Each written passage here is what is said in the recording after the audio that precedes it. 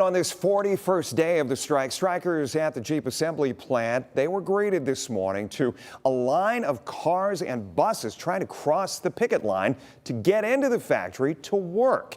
Michael Sandlin joins us live from outside Toledo North. And Michael, who are these workers?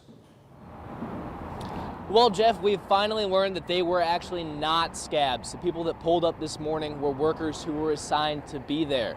I just received a text a few minutes ago from Local 12's chairman Mike Sawaya, who told me he learned from the mayor and the chief of police, who told him that they needed to be there, and there was some point of confusion this morning where they thought they were scabs, and that led to some serious confrontations at the factory. There's more traffic here than normal. They had buses that were actually trying to get in the gates. How does that happen? And being that there's so much traffic, it's abnormal, which means they're trying to get people in here.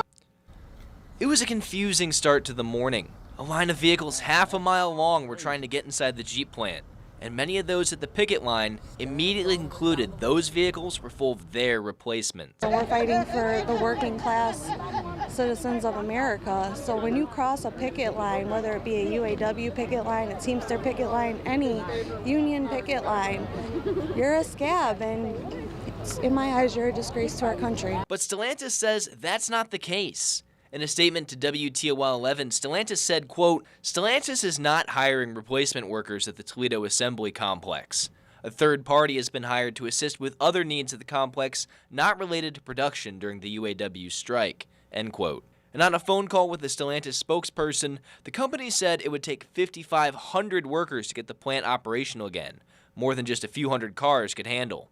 They wouldn't be able to run actual production, but they would be able to do certain aspects of different, repairs and cars and stuff like that. Scabs or not, the strikers did everything in their power to prevent even a single vehicle from crossing the line, standing in front of the vehicles and chanting, all while Toledo police monitored the situation closely.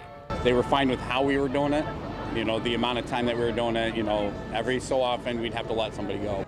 Sawaya estimates that more than 200 people ended up making it inside the factory, but he says they were also able to send multiple cars away.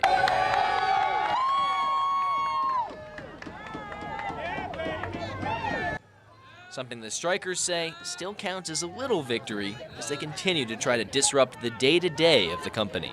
Striking and picketing is not a waste of our time, as you just seen. We will prevail. This isn't the first time the UAW has accused the Big Three of hiring scabs either. Last month, UAW President Shawn Fain accused the Big Three of hiring scabs to commit violence against picketers. In a statement from last month, Stellantis said they were, quote, appalled by those accusations. In North Toledo, I'm Michael Sandlin for WTOL 11.